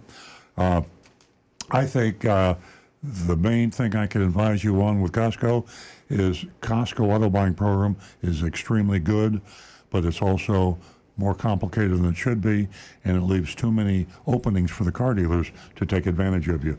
But if you go by my tutorial, EarlOnCars.com, Earl's Costco Auto Buying Program tutorial, if you use that and follow each advice tab I give you, you can get a great deal on a car at Costco, but the lowest price of that dealer will sell the car to anybody. So great program. The Sam's Auto Buying Program, I think it's similar to the Walmart Car Saver program, and it is not as good as the Costco. Okay. Yeah, they don't see. Costco puts serious restrictions on the dealership and the pricing guidelines. Walmart, Sam's Club, it's not as strict, so the deals are not as good. So Costco is a good way to go. Very good. Last text, we got it, and we'll be caught up on my end. This is from Jason in Abacoa. Should I let my engine idle in the morning before I input it in gear and drive? And if so, for how long? Rick? Yes. 3 to 5 seconds is all you really need. Really? No. I just throw it in reverse and haul it butt out of my driveway. I almost said... Oh, boy. You almost did. I did. I'm a very profane guy. We're caught up with text. We're caught up with anonymous feedback. Okay. And we might be. Let me remind our listeners that Earl also has a column at Earl on Cars, and it is called Profiles of Car Dealer Victims. And we all know, there's a lot out there, meaning the uneducated, the elderly. The list does go on and on. So you want to go to Earl on Cars and take a look at that. Let me make a comment about that article. The victims, I classify them as the elderly, often widows, the very young, first car kind of thing out of high school, first just right out of college. And those who don't speak or understand English well, South Florida, we have a lot of people that English is not their first language. And the uneducated, let's face it, we have an education crisis in the United States. People with bad credit. All these people are victimized, and that's the reason, hence the title, Don't Be a Victim. That's the way car dealers make their money. When the educated consumer goes in, the people that read Earl on Cars, the people that listen to this radio show, people that subscribe to Consumer Reports, they are an equal match for the car dealers. And you can negotiate a good price. If the car dealers had to sell all their cars at the price you're able to negotiate by listening to the show, they'd go out of business. So how do they do it? They do it on the average. If you sell 100 cars a month, you want to average probably a $2,000 profit on every car you sell. Now, how do you do that? When the sharp, shrewd attorney comes in and negotiates the price at maybe $100 over net cost at that dealership, you do it by the widow who's never bought a car before. Her husband passed away 4 years ago. She walks into a car dealership and the car dealer makes a $10,000 profit on that widow. Or the kid came in, he just got out of school, never bought a car in his life, they take advantage of him. Or the person that can't read the contract because it's in English and he doesn't read English, he reads Spanish. And that's the reason this is, I think, a particularly important profiles of car dealer victims. Yeah, absolutely. And not to mention also, you can purchase a vehicle and not even know that it's been recalled. And Earl talked about the issues with Takata and his journey since 2016 to get these cars off the road and to prevent them from being sold. So go to Earl on Cars and you can read profiles of car dealer victims. Okay, mystery shopping report time. I'm so excited. My favorite. You are in for a treat, everybody. Yeah, this is good. This is a good one, and I'm so proud of Agent Thunder for the way he conducted the shop. We mystery shopped West Palm Beach Nissan. Now, West Palm Beach Nissan, I believe, is owned by Terry Taylor. I think so. Yes, used to be owned by Napleton. Correct. And Terry Taylor, who is, by the way, just for you trivia fans out there, got a great name. Terry Taylor owns more car dealerships than any other individual. It's not a public company. Terry Taylor owns something like 80, 100 car dealerships. Yeah, and he has a unique partnership arrangement. Like he gets the general managers to buy in, and his name doesn't appear anywhere. This week we shopped West Palm Beach Nissan in Riviera Beach, Florida. I thought that was funny. West Palm Beach Nissan in Riviera Beach. Oh, that's true. Well, how about Earl Stewart Toyota in North Palm Beach in Lake Park? That's why I liked it. Yeah, okay. That's true. Now I get it. Earl Stewart on Cars last paid them a visit back in 2017 when we investigated their lifetime warranty promotion. West Palm Beach Nissan was awarded a passing grade for being honest about the coverage and value of the warranty, and we put them on our recommended list. I didn't realize that. And that recommended list can be found on gooddealerbaddealerlist.com. Easy to remember, gooddealerbaddealerlist.com. We went back this time with a different purpose. We wanted to test out the out-the-door affidavit, out-the-door price affidavit. And we did this in response to an anonymous feedback, said, why don't you do this? And we said, duh, we should have done this. And so we did it. Real world situation, we wanted to see if a dealer would commit in writing, sign, an out-the-door price without any additional hidden fees. How would the salesperson react, the manager, what would happen? And we were advising you to do it, but we hadn't done it ourselves. So the suggestion was a no-brainer. We should have done it a long time ago. West Palm Beach Nissan was a perfect choice for this mission. First and foremost, they have a large dealer fee. Second, they're running a new car special ad for $10,000 off MSRP on a new 2018 Nissan Maxima. 18. As I said. Did I say 18? No, I'm just... I'm 2018. Emphasis. Yeah. 18. I mean, that's hard to believe. It's not 2018 anymore. Exactly. That was last year. And West Palm Beach Nissan has 23 of these. And that tells you something about the Nissan business. It's not too good, folks. If some of you out there, and I think we had a call earlier about when business being bad, can you get a better price? I said, not really. It's just up to your negotiation skills. Nissan dealers are having a particularly bad time. As you probably know, their CEO is in jail, and their chairman of the board is going to jail. I might have that reversed, but they're having a kind of a trauma with the American dealers. They're in crisis. They're in crisis. It's a manufacturer in crisis. So anyway, here we are. I would be upset to have 2018 models right now. Yeah, that tells you how bad it is. 23 2018 models, and we're selling 2020s now, folks. 2 would be too much. Yeah. Be careful, by the way, when you're responding to advertisements. When you say a new vehicle, you want to find out what year it is. I do want to say that I had to double check. I ran VINs. I actually ran Carfax reports on these just to make sure they weren't used. Yeah. If it's in Florida, all you have to do is have a non-titled car, and you can call it a new car. To me, that's stupid. You could have a 2014. Yeah. You could have a 1912. Right, seriously. You could have any year car as long as it hadn't been titled, and you could advertise that as a new car. Yeah. But a car that is a 2018, essentially it's about 2 years old, it's going to have 2 years of depreciation. You better have a hell of a discount on it. A hell of a discount, exactly. Okay, West Palm Beach Mission was the perfect choice. Okay, I did that. Okay, we went to the fine print disclosure, and you have to go a few clicks. The number of clicks to get there is always a factor. Yeah. And the fine print disclosure on this advertisement, which was a $10,000 off MSRP, was this. Please note, pricing includes all applicable factory rebates and incentives, including but not limited to, here we go, military, college graduate, owner loyalty, or any other incentives or rebates. What a joke that they can get away with this. Oh yeah, including but not limited to financing with Nissan Motor Acceptance Corporation. All pricing does not include our value package. That's a misnomer. Value. What a value. Yeah, value package of $1,495, which includes 2 years maintenance. Might even be free by Nissan. I haven't checked. 2 years maintenance, nitrogen-filled tires. Nitrogen, you know how we feel about nitrogen. Lifetime warranted tint. That's a joke. Exterior appearance protection and lifetime complimentary car washes. And they're charging you $1,500 to round that off.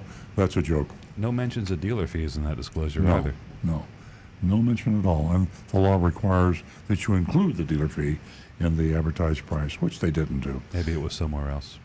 Maybe. Agent Thunder was called to take on the challenge.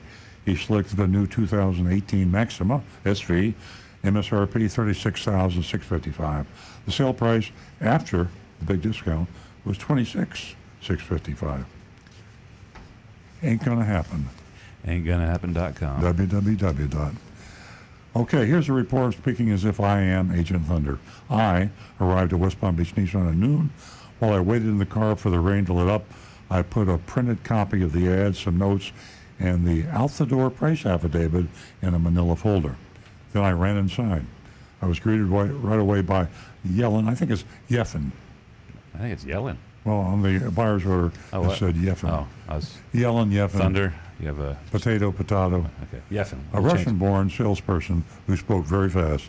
Now, I would have a problem. Yes, you would. I would have a problem. I have a problem with accents, I have to tell you, and Russian accents in particular, and people who talk fast. And sometimes I'm accused of doing that. Mm-hmm. Yellen or Yeffin asked what it was that brought me in, and I told him about the new car special I saw in the 2018 Maxima. He knew about the offer. That's interesting. Usually the salespeople don't know about the offer. Told me to follow in. On the way to the desk, he said that he hoped that I qualified for the offer. Now, that to me indicates premeditation. Oh, yeah. He knew what was going on, and he was ready. He quickly assured me that he would make it happen, whatever that means. Yellen asked me to wait for him to get the keys. When he returned, he led me right to the lot without getting my driver's license. The dealer wouldn't have liked that. That's an insurance issue. We found the car, and Yellen handed me the keys.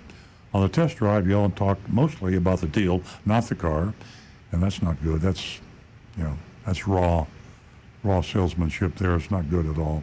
He said the offer was too good to pass up. He explained that these cars were the last of the 2018s, and they already had 2020 models on the lot. Now, that should raise a red flag if you didn't know that, but he's reminding you. They were priced to move. When we got back, Yellen asked me how I felt about doing a deal today if all the numbers look good to me. Classic old school question. And the trial closed. The trial closed. Back at the desk, I opened the manila folder I've been carrying, pulled out the papers I brought. I showed my notes where I totaled out had the out-the-door price. I thought that was a nice little technique. So he totaled it up without any fees and said, that should be my out-the-door price. Yeah. And that's the reason I thought Agent Thunder did a great job. Yeah. And he totaled it up. It was $26,655. And the only thing I added, I'm Agent Thunder, was the sales tax and $300 for the tag. Reasonable. And the out-the-door price I came up with was, out-the-door, $28,554. That's the out-the-door price. If the ad was true, that's what it would be. That's exactly right. Yellen looked dismayed. I'm trying to visualize a dismayed Russian. Dismayed. Can't visualize that. He said he needed more information before he could get the numbers for me. He said my numbers weren't exactly right. Okay. Sounds like a smart guy. Yellen is a smart guy. He looked at the affidavit, asked me what it was. I went over the affidavit with him. I said I had downloaded it on a car buying website. I said it was to protect me from having any hidden fees or unwanted accessories, dealer installed type, added to my price after we agreed upon it. Yellen said he would need to show this to a manager, but first he needed to know how I was paying for it and whether I needed a new tag or it was a transfer. I said I was financing and I planned to put down $8,000. I said my credit was perfect. I needed a new tag. Answered all his questions. A seemingly dazed Yellen. Did he stagger? Right. He's never encountered a customer like Agent Did he Thunder. take a quick drink? Yeah.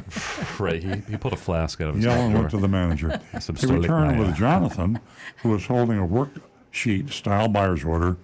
He sat down and said he was glad to meet me.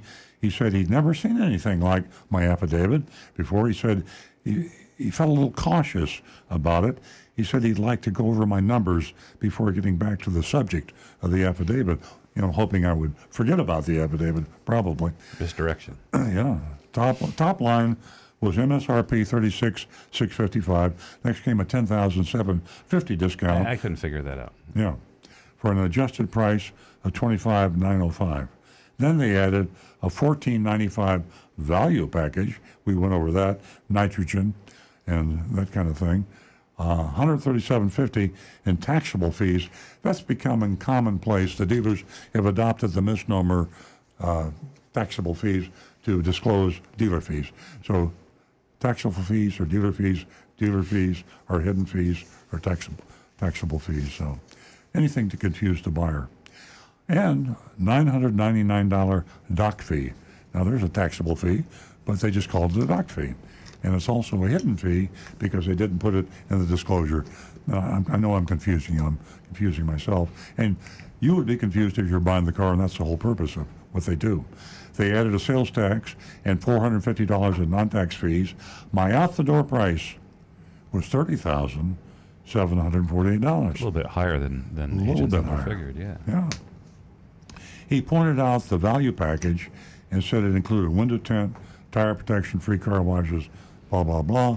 I pointed to the affidavit and said that if he signed it, he would have... I apologize. I'm sorry. He pointed to the affidavit. Yeah. I wrote that wrong, yeah. Okay, yeah.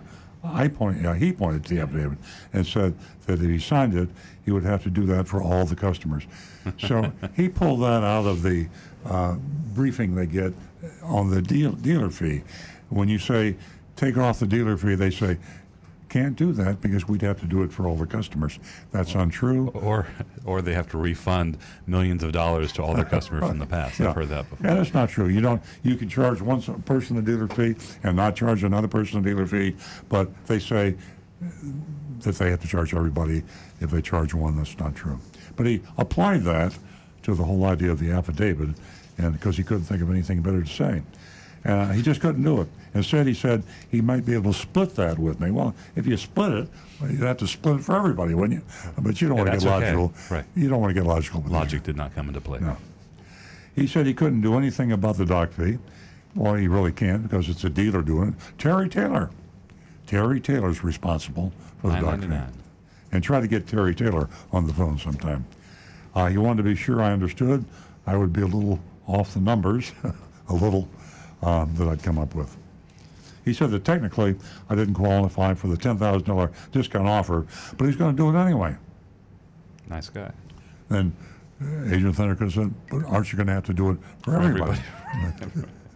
Like you said, logic does not come into play here. This deal, he said, was good as it was going to get. I said, great. So I have my out-the-door price. Can you fill out and sign the affidavit? So we're giving him okay, that's fine. Will you sign this? So I know nothing else will be added later on or in the finance department. Jonathan replied they would have to call the general manager about it. So So Yellen couldn't do it. His boss couldn't do it.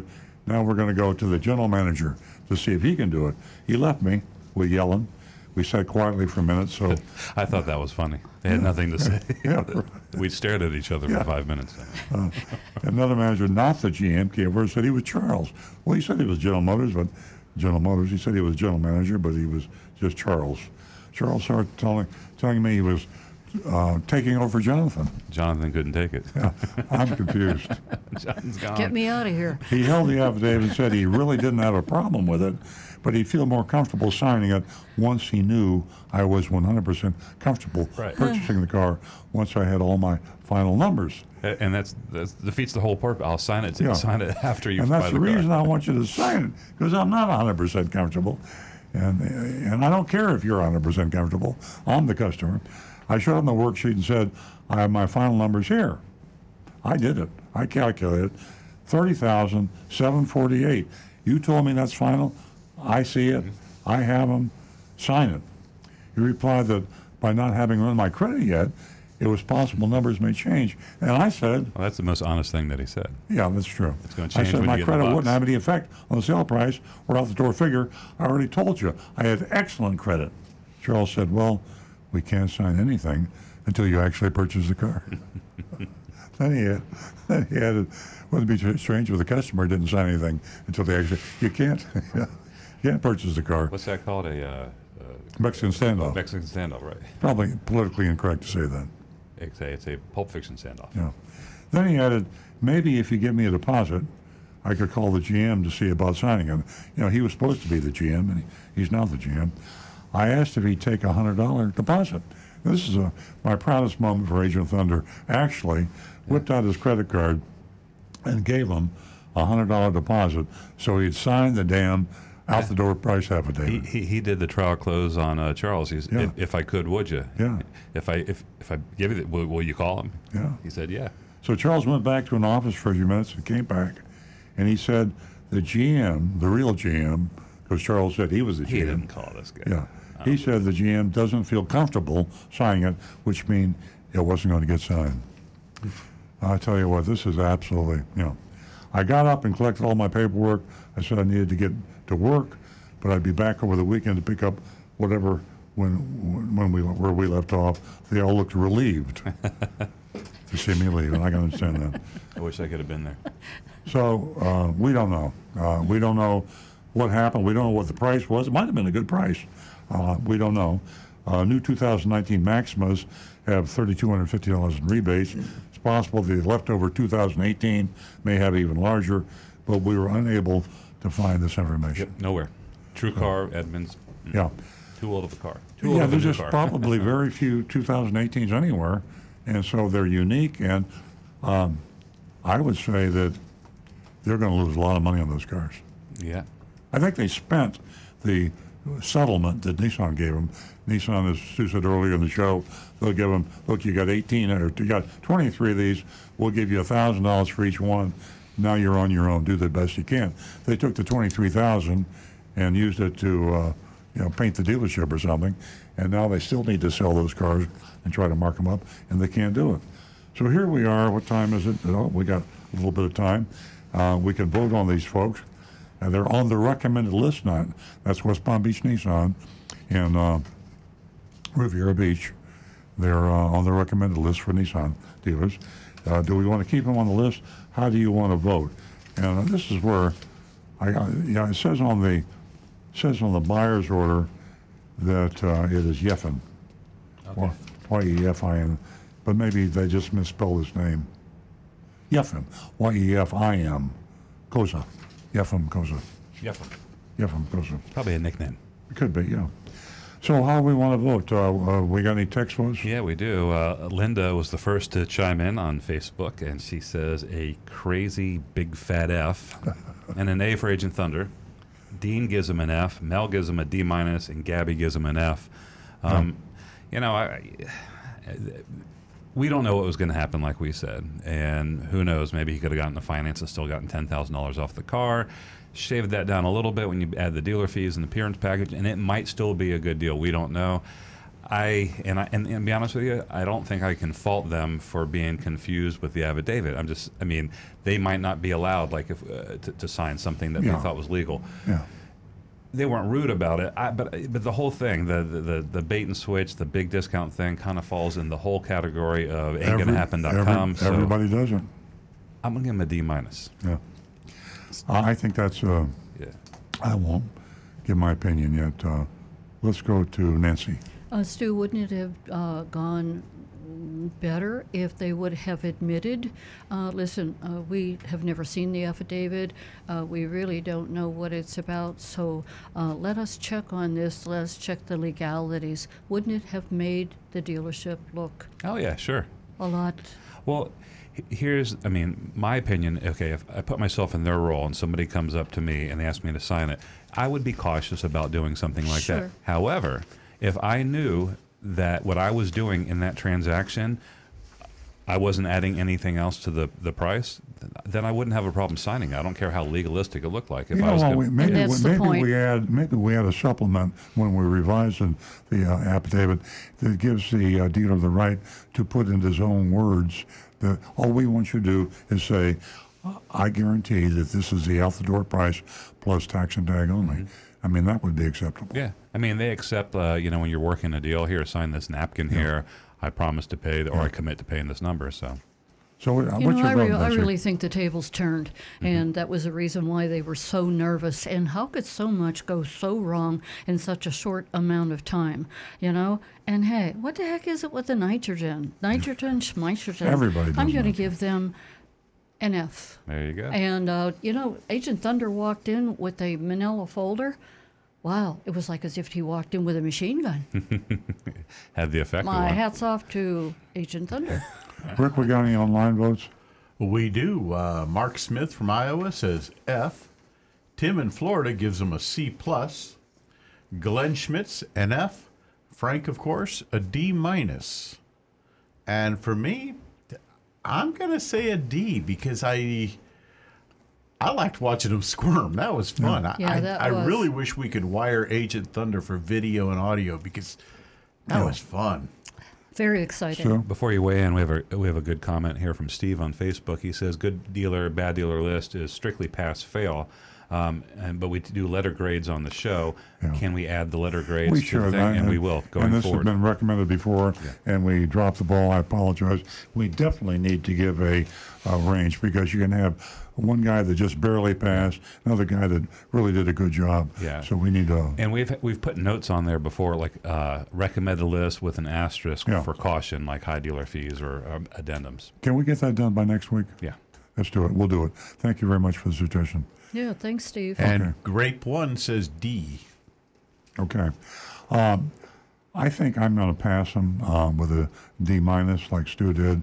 And the reason being that everybody out there, all the car dealers, virtually all, are employing these tactics. It pains me to have to do it because I get, they're lying, but all the car dealers are lying. They try to deceive you. They pack the prices with hidden fees and qualifications, but that's just the way it's played. And if you're going to buy a car in Florida, you're going to have to go through that. We're tilting at windmills. Yeah. How often do we really get a chance to see happen and see? I think, who was it, Stu, that somebody used the word squirm, and that was the most exciting part about this mystery shopping report. Yeah. Well, it you felt know? good, you know. And it's so complacent that everybody does it. All the car dealers, they're trying to make money. They're doing this, they're doing that. Well, it's nice, like I said before, the tables were turned. Yeah. Thank you, Agent Thunder. Interesting enough, got a text back from Bobby, and he was talking about the personal injury lawyers that were reacting and suing under the Takata airbag. Guess who's suing under the Takata airbag? Who? Jack Scarola, Cersei Denny, Barnhart, and Chipley. Where'd he get that Scarola. idea from? And so, that's a good question. And, Good job, Jack. I happen to know Jack Scarola pretty well, and I'll be talking to Jack about that. He's a little familiar with the Takata issue. Absolutely. Yeah. Immediately. Very good. Okay, I guess we're at the end of the trail. We are I like indeed. this show. Yeah. Yeah, This was a good one. Yeah, this was great. Ladies and gentlemen, you are an important part of the show, and we thank you for taking time to join us on Saturday mornings. And on behalf of myself, Stu, Jonathan, Rick, and most of all, the host of the show, the hostess with the mostest, we all want to thank you and have a wonderful weekend. We'll talk to you next week.